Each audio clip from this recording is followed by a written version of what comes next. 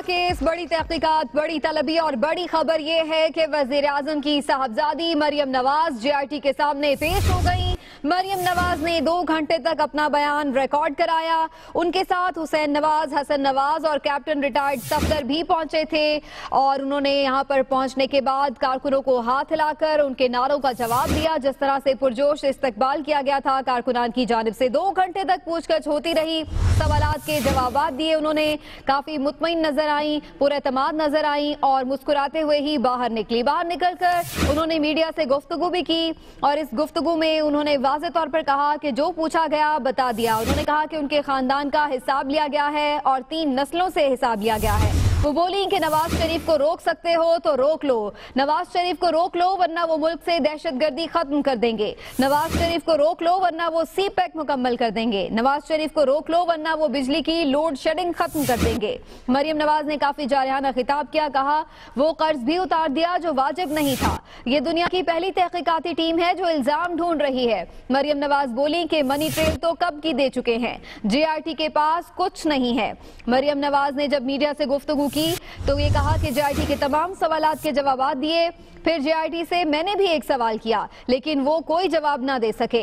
उन्होंने ये भी कहा कि मुखालिफिन की ऑफशोर कंपनीज हलाल और बाकियों की हराम है क्या।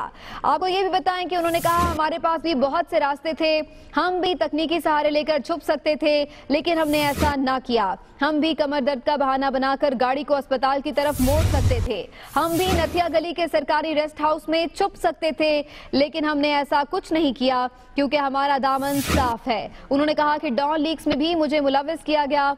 बाप को दबाव में लाने के लिए उनका नाम लिया जा रहा है क्योंकि सब जानते हैं कि बेटी बाप के दिल का सबसे हसास और नाजुक कोना होती है। मरियम नवाज का कहना था कि हमारा 5वां एहतसाब किया जा रहा है। उन्होंने कहा कि जिनका कोई कारोबार नहीं उनसे तो कोई सवाल नहीं पूछा जा रहा।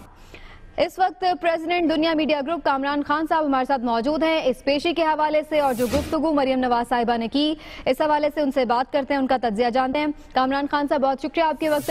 कामरान खान साहब, ओवरऑल कैसे आप देखते हैं इस सारी सूरत हाल को? मरियम नवाज का पेश होना कैसा फैसला था, JRT का उनको तलब करना, उनका पेश होना और फिर उसके बाद जिस तरह से उन्होंने गुफ्तगू की?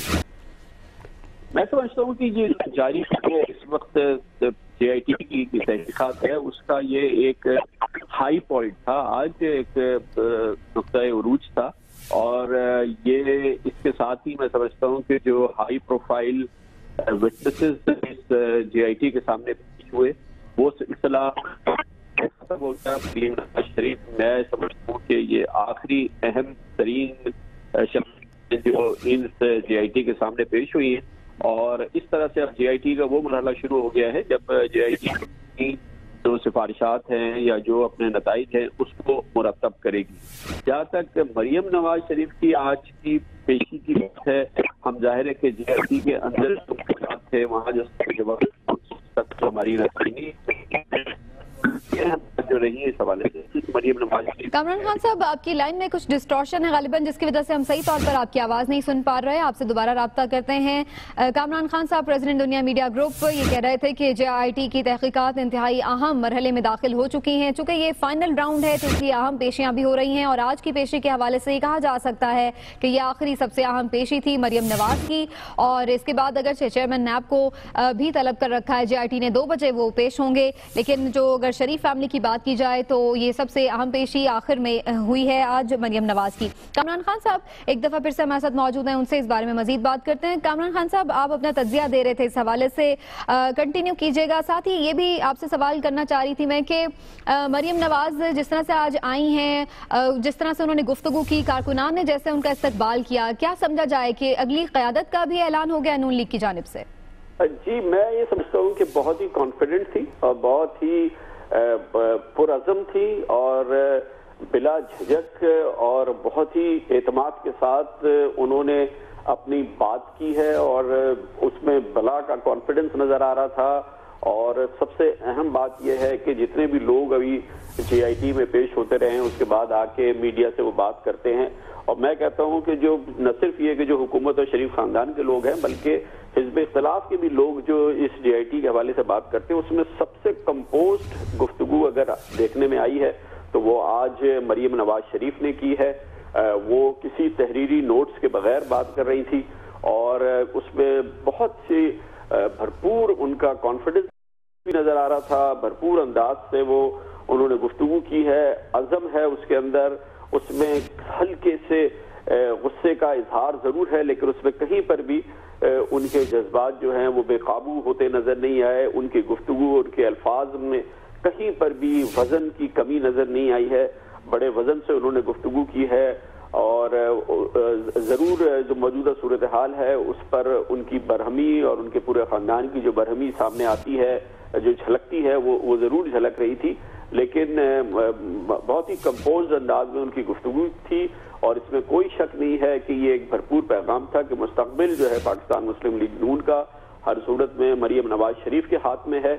और मरियम नवाज शरीफ आज ये साबित कर रही थी कि वो इस बात की अहल हैं कि आने वाले वक्त में अगर इस सियासी जमात के कायद यानी जनाब नवाज शरीफ के हवाले से अगर कोई अदालती कदम होता है या कोई एक्शन होता है तो फौरी तौर पे इसकी लीडरशिप उनके पास होगी, वो इसको लेके आगे बढ़ने की अहल हैं और उनका कॉन्फिडेंस, उनका अज़म इस बात की बार बार निशानदेही कर रहा था। और फिर सबसे अहम बात यह है कि वो वही गुफ्तगू जो नवाज शरीफ ने की, उनके दूसरे अहले खाना ने की कि उन पर सरकारी करप्शन के हवाले से, सरकारी खरीदो फरोख्त के हवाले से उनके खानदान पर, उनके वालिद साहब पर जो 2 बार चीफ मिनिस्टर रहे हैं, तीसरी बार प्राइम मिनिस्टर हैं, कोई इल्जाम नहीं है।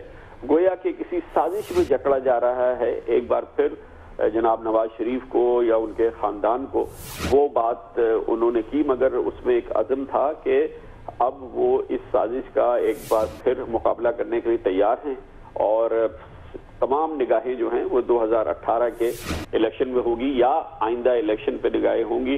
इस लिहाज से आज ये मरियम नवाज शरीफ के लिए, मुस्लिम लीग नून के लिए, शरीफ खानदान के लिए, मौजूदा हुकूमत के लिए एक बहुत अहम दिन था, क्योंकि वो जिसकी तैयारी थी या जो मुतबादिल क़यादत की बात होती थी पाकिस्तान मुस्लिम लीग नून में कि अगर नवाज शरीफ साहब किसी भी वजह से नहीं है, कायद नहीं है, तो फिर इसकी क़यादत किसके पास होगी। तो वाज़ेह तौर पे लगता है कि ये पाकिस्तान में जो सियासी सफ़र है और जो सियासी सफ़र में जो विरासत का एक बड़ा अमल है वो बिल्कुल आया होगा।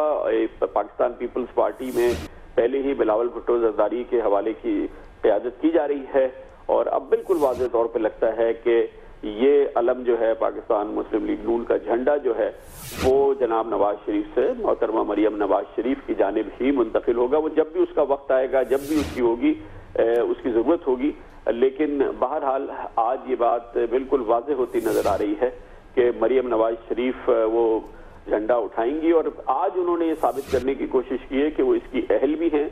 उनमें इस हवाले से कम अज कम गुफ्तगू करने के हवाले से, तकरीर करने के हवाले से, अपने थॉट प्रोसेस को कंपोज रखने के हवाले से उनकी आज बहुत ही एक्सीलेंट परफॉर्मेंस रही है। बहुत बहुत शुक्रिया आपका कामरान खान साहब।